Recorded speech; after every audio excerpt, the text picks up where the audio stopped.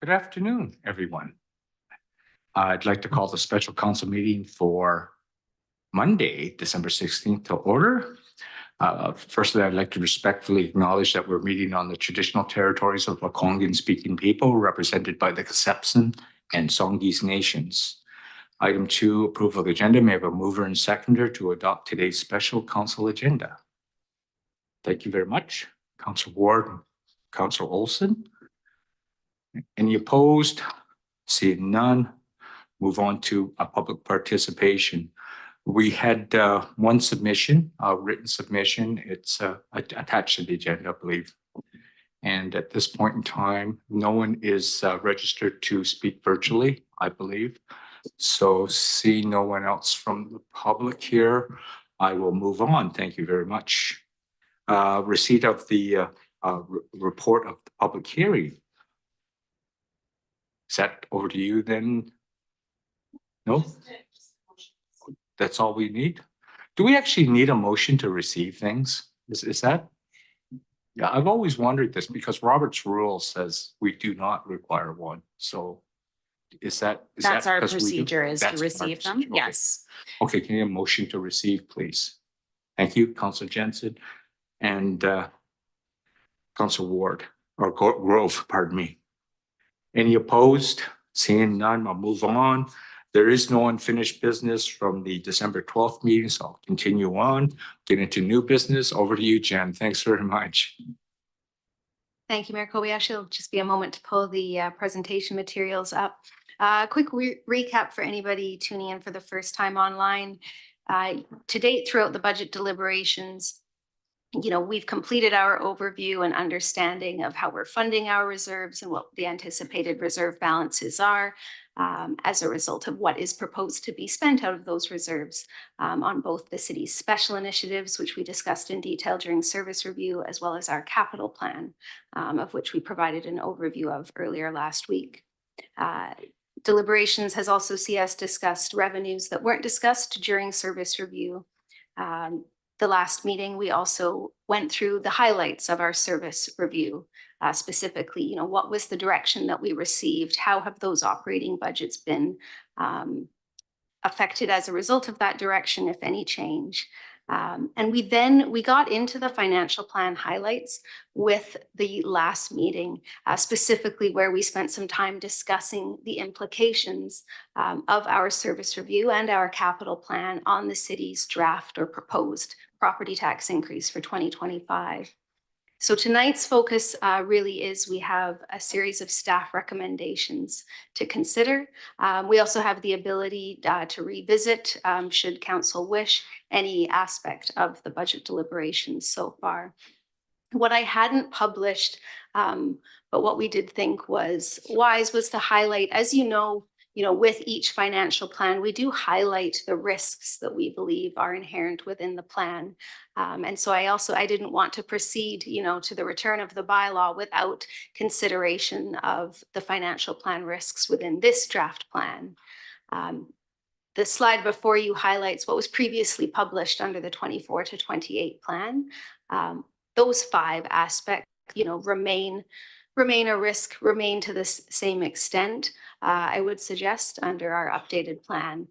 In terms of new considerations for this city, the medical clinic trial certainly does have inherent financial risk. The city has not embarked on this service delivery to date. You've heard from us a few times.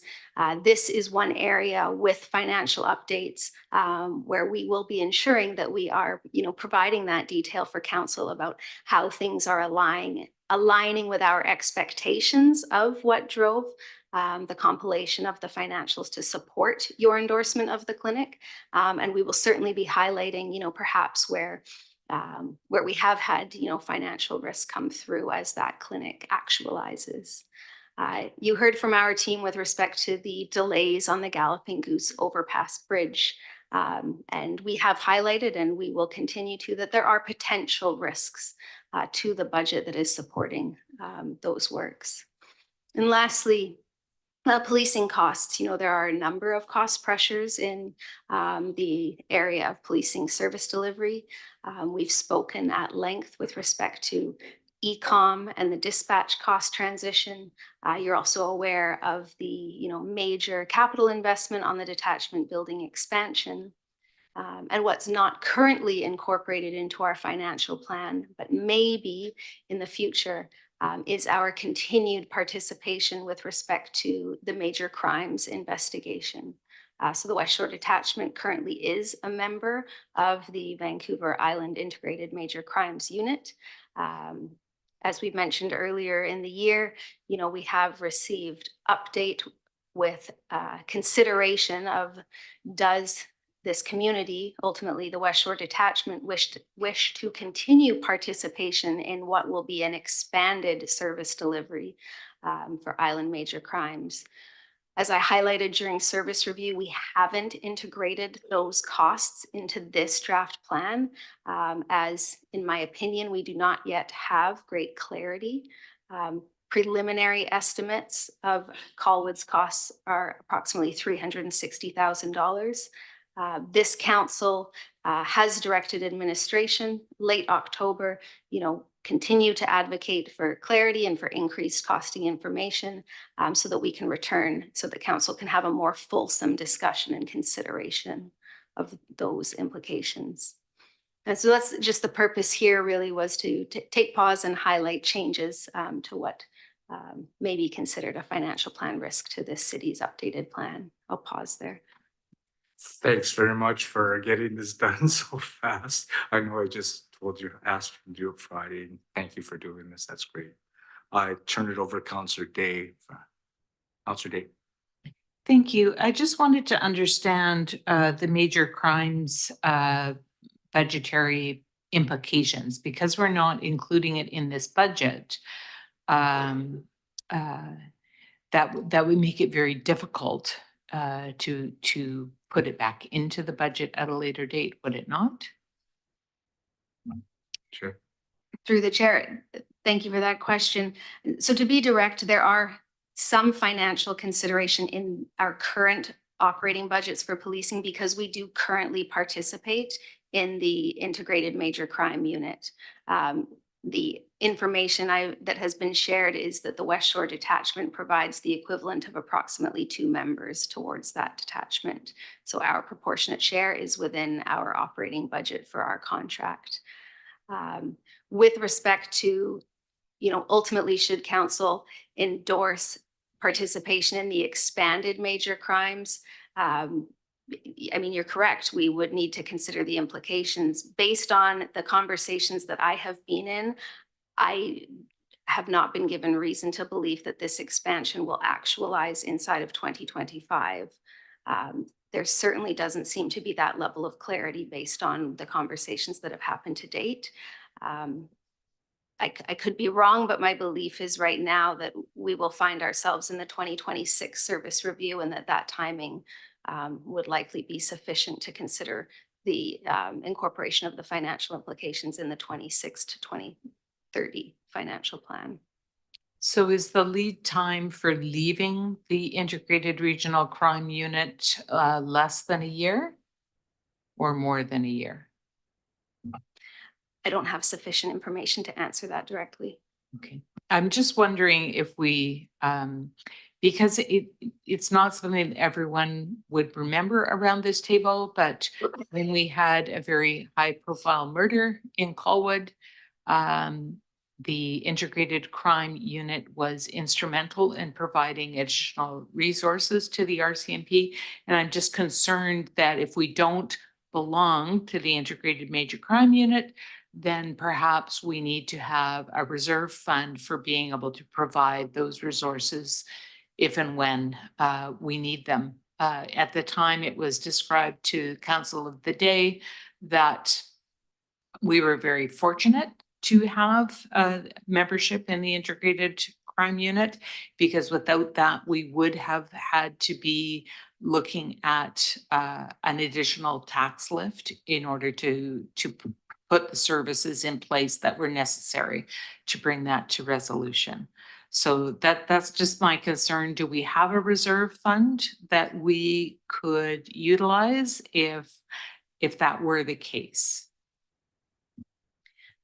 Through the chair, first off, this community has not indicated you have not made any decision to indicate leaving the service that we currently receive. We currently are receiving service for major crime through the Vancouver Island Integrated Unit. Second, absolutely, that would be a financial consideration that should council wish to provide direction to not participate in the expansion of this service delivery, that we would absolutely want to consider how would we be setting aside funding should an incident arise in which we would require those resources. What I will state is that we have council's directive of October, I believe it was the 15th of earlier this year, to return. And so we will endeavor to get that scheduled on the near-term agenda to facilitate a more fulsome conversation. And my hope is that we'll have some greater information so that council can make a decision on whether or not we wish to participate in the expanded service delivery. Today, we do have an RCMP surplus reserve fund, and today we currently are participating in the Island Integrated Unit. Great, thank you. And I just had a general question. I think this might be a good time to ask it. Just there were several new items that were proposed directly through the budgeting process without having gone to committee or looked at those projects otherwise prior to budget. And I'm just wondering if those items are in this budget or out at this point in time. Through Mayor Kobayashi, all items that have been presented as proposed are currently within this draft financial plan. Depending on what the item is, it may or may not return through a committee. For example, when we were reviewing road infrastructure works, and our team did highlight one new road infrastructure project. And at the time, we did remind council that that would then be returning through committee for consideration before we would look to, go through the tendering process. Thank you. Councillor Jensen.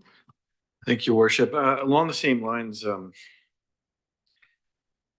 I see the ecom transition is left blank in here in your budget deliberations. Can you help me out for a second? I think I got the answer, but we're not intending to tax in advance for any changes to the delivery of the Vancouver Island Major Crimes Unit, but we are intending to tax for the ecom transition. Correct. What would be the difference? Like, I take it that we're going to begin taxation because in 2025 the government has given us a drop dead date as far as this transition. Is that my read? Through the chair, correct. So earlier in this year we had a conversation, service review with respect to whether or not this community should consider taxing for the ecom transition. So for anyone tuning in and unfamiliar, I would suggest that there are, three major cost pressures with respect to our policing services. Taking on the responsibility for policing dispatch, that's the ecom transition that we're referring to. Second major cost pressure is with respect to the expansion of the island major crime function. And a third is as we transition with the detachment expansion and understanding the implications on our operating budget and future lease revenue. So those are kind of the three. With respect to ecom, we did have conversations about the uncertainty surrounding that transition. There had been statements made, that have been referenced from UBCM, perhaps good news is coming. This transition, may not affect these communities in 2025.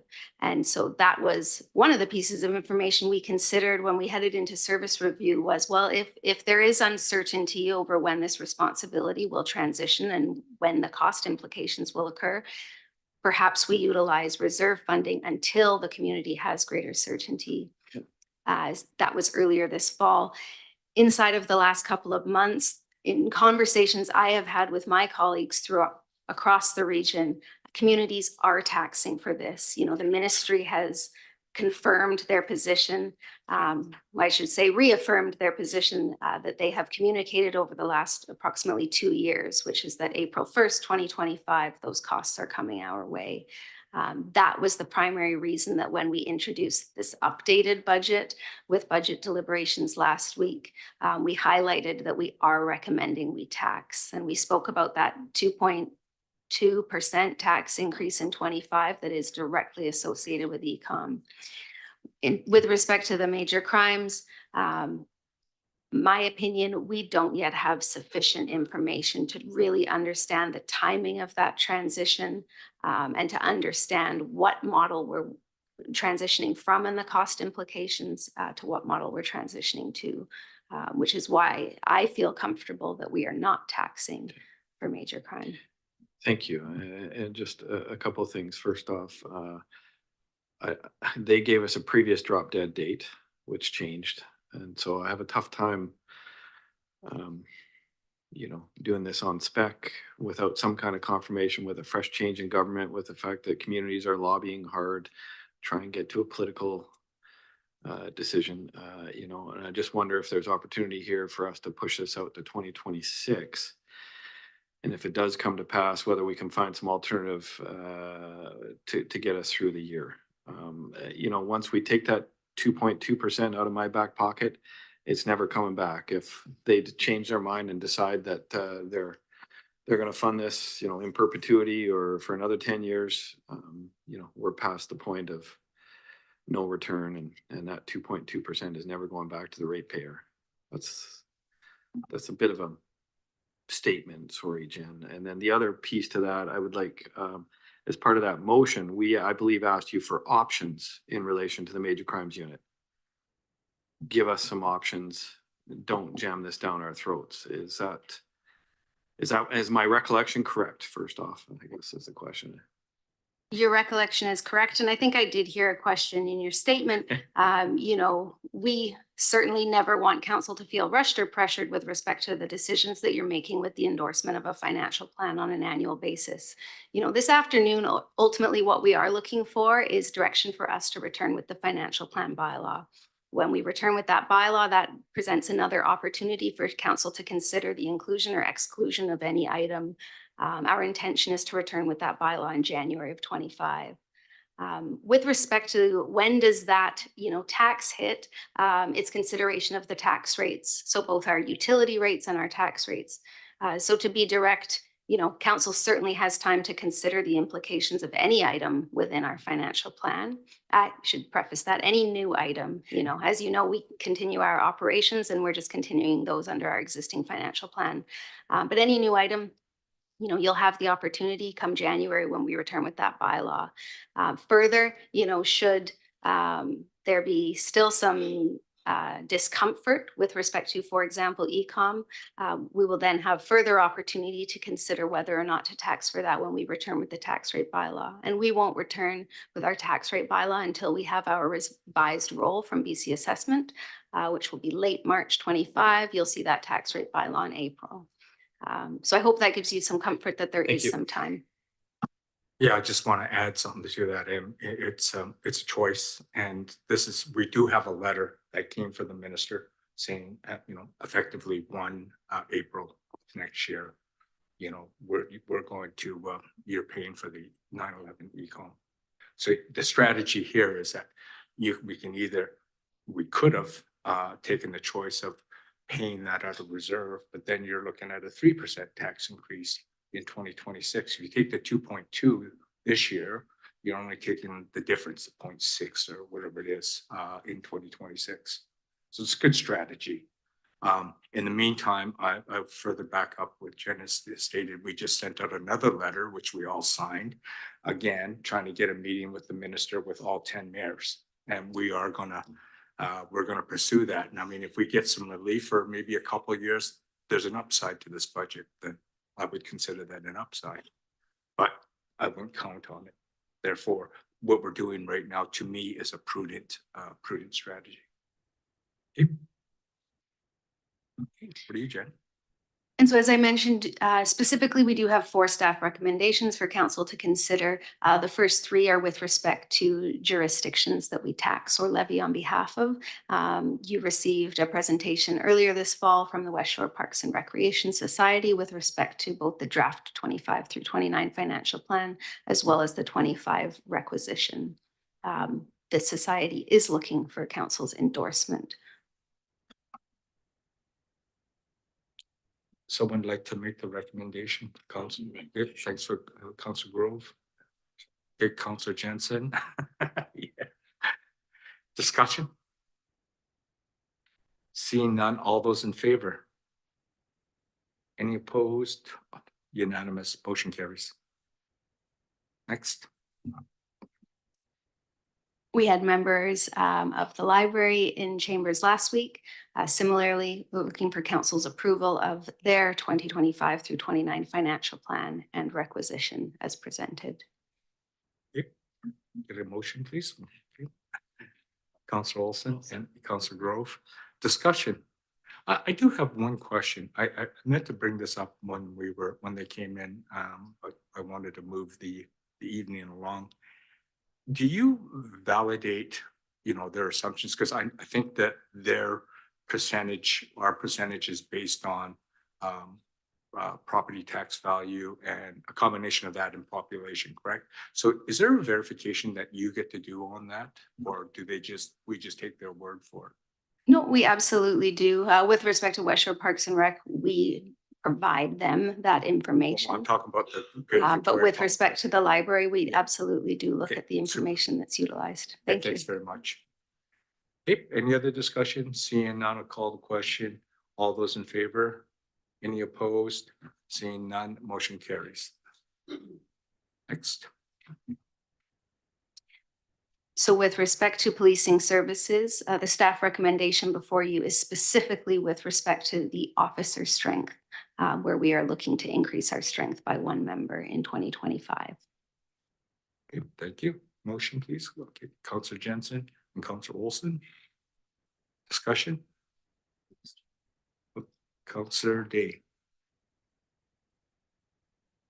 Thank you. I just thought this would be a good time. I really think that this council needs to have stronger ties with the RCMP on their budget directions. I agree with increasing the strength to provide the necessary services for our communities based on population.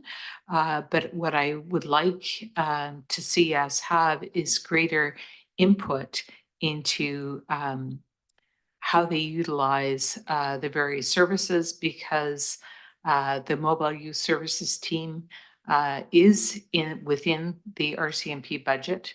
It began in 2001 as a project to regionally address human trafficking and on modern day slavery of youth. And the pressures that are on youth are only increasing, and the RCMP have let it be known that they will not be participating in the funding of the mobile youth services team after the end of 2025. And provision of these critical services that cross jurisdictional boundaries are supported by professionals who have reviewed both the service and the manner in which it's provided. And they are in support of the mobile youth services team and their ability to make a difference in the lives of youth and children, including in gang recruitment and being able to access counseling to exit that lifestyle. And there's also community advocates for youth safety who are also in support of the very critical need for a team that can cross boundaries. The RCMP have proposed a service that would be for the West Shore only and more local. However, I think that leaves us all very vulnerable in a very interconnected region. So I'm just really hoping that we can have that discussion with council and the RCMP to talk about these initiatives so that we can share information. Thank you very much, Councilor Day. Just to let you know, starting in the new year, 2025, the RCMP will be meeting with this council on a quarterly basis. So you're going to see us, you're going to see them in 4 times a year. Okay, just so that you know that. Okay, thank you. Call the question. All those in favor? Any opposed? Motion carries. Thank you very much.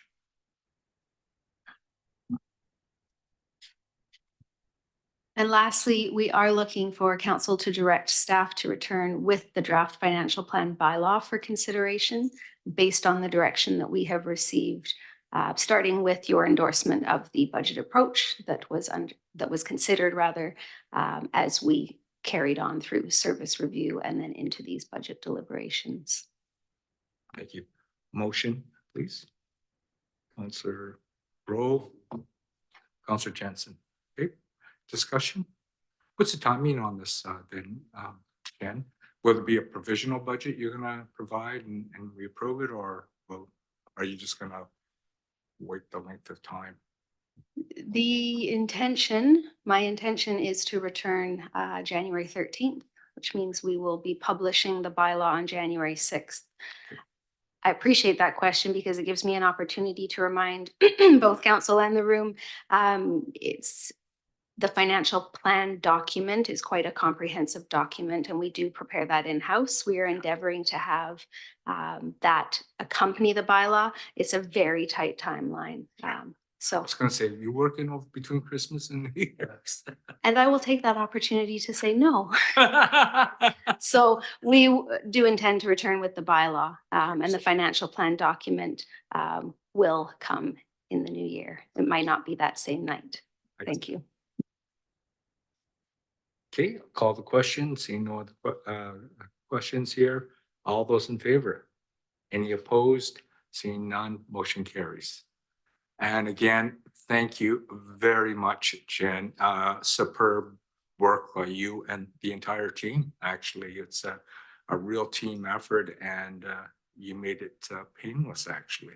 Very well done by everyone. So I just want to congratulate you, and particularly the finance team. I know I see these lights on still at 7:30 at night here in City Hall. So just thank you very much again, and to the entire team. Thank you. Okay, we'll move on to bylaws. Could you read them out, Marcy? Absolutely. So we have bylaw number 1700-13, the Colwood OCP bylaw for 3698 Metchosin Road, City Lands, and it's for third reading only. Okay, thank you. Mover and seconder, Olson and Jensen. Discussion? Seeing none, any opposed? Okay, Councillor Day opposes. Motion carries. Next. Bylaw number 2036, land use bylaw 151, 1989, amendment number 2015 for 3698 Metchosin Road, third reading only. Okay, mover. Okay, Councillor Ward, Councillor Olson, seconds. Discussion? Seeing none, call the question. Any opposed? Councillor Day. Motion carries. Bylaw number 2035, the land use bylaw 151, 1989, amendment number 2014, RBCD1 zone for 499 Royal Bay Drive, third reading only. Okay. I'll get a motion and then I'll go for discussion here. Move Councillor Ward, seconder Councillor Jensen. Open for discussion. Councillor Ward. Yeah, really just to satisfy my own curiosity. We had that late arriving letter from a resident there, and I don't know if staff had a chance to review it. But it asked a couple of questions that I thought were fair. I mean, they're just probably minor omissions and things that might not be that relevant, but they asked the question in the amendments why we didn't remove schools as an option. Obviously the plan is to proceed with 11 single family homes, but schools remains technically as an option. And I don't know procedurally if you can amend that now and add it in, since we've already had first and second reading. But to me, that It was a fair question. I just looking to see if we can get some clarity on that. And sorry, part two, which I thought was actually really relevant because we've seen developments be approved and then modified, time and time again, right? Which is, the land is sold, someone else buys it, they have a new plan, and they asked the question about trail access and why there isn't a right of way that is kind of dictated here. So I think, Mari, you're ready to answer these questions. Yeah, thank you very much for the question. So the comment about the schools being listed as a permitted use, so that was an oversight by staff. So council does have two options to remove that permitted use. We could amend the bylaw before giving it third reading, or we would just add that to our housekeeping amendment that we do annually. Okay, and then on the second question, and forgive me if that was a bit vague, and I don't know if you've seen the letter you have. Yeah, I really wondered about that. That one to me is probably more realistically where the challenge arises is that, someone else buys the property and then decides that there is no access point off that little road or out to Royal Bay. I mean, it doesn't change the fact the park is still there, but it wouldn't be as functional. And I just wonder if there's anything we can do there or not. So there is embedded into the development agreement, there is an SRW for from Portwell Place. So it's just and the size is there, I believe it's an 8-meter SRW providing connection from Portwell to Promenade. So no matter what the subdivision may look like, they will have to provide that. Okay, perfect. Thank you. Thank you. Mr. Mayor, sorry, before we go on, I would, as everyone else said, the term propose that we amend to remove schools just as a housekeeping. Okay, I'll come back to you. Thank you. Councillor Day? Councillor Ward, you've stolen my thunder because that was exactly my concern, because I wouldn't want to see this go unamended, because if it does have schools as a permitted use and that property were sold, then I think that a proponent would have a right to consider that they would be able to put a school on that property. And I think we're making a decision here that that is not what that property is, that it is park and it is homes. Thank you. Thank you. Councillor Jordison? Thanks. My question was just in regards to, I noted in the letter that they were asking about single family homes and the ability to build suites. I guess I'm just curious if, I think with the new rules and everything, that any home is able to build a suite within the home if it's their availability to do so, I guess. And then if there's room on the property to add an ADU, is that so? Typically, I guess what I'm trying to say is, I think we've addressed that because anybody in Royal Bay currently, if they have the space, could look at doing that, right? Yeah, that's correct. So any single family dwelling would be permitted a secondary suite in an accessory dwelling unit. We do have specific regulations for each of those, but they are permitted. Okay, thank you. Thank you very much. Just before I go to you, Councillor Ward, just going to ask a question to corporate officer. So this is, so the motion on the floor is for third reading. So would this be a motion arising? Should we do this as a separate motion with Councillor Ward? Okay. So I'll come back to you, Councillor Ward, if that's okay. Okay, at this point in time, I'm going to call the question on. Is that amendment? Yeah, amendment first, sorry, Okay. but it's separate, yes. Okay, thank you. Okay, Councillor Ward now. Thank you, Mr. Mayor. Yeah, so I would just propose an amendment to remove schools from list of permitted uses in section 10.1.4. Okay, seconder, please, Councillor Day. Any discussion? Any opposed? Seeing none, amendment carries. Okay, so I'm going to call the question on the original motion as amended. Right? Any opposed? Seeing none, motion carries. Motion for adjournment? I'm gonna miss everybody. So we're finished with you, correct, Jen? No more, right? That's it. Correct. We had previously published a meeting for tomorrow evening. For budget purposes, it is not required with the direction I received today. Not unless council wants to show up here and have a party or something. No. Okay, motion for adjournment, please. Thank you. And Ian and Council Ward. Any opposed? Thank you very much, everyone. Merry Christmas to you all.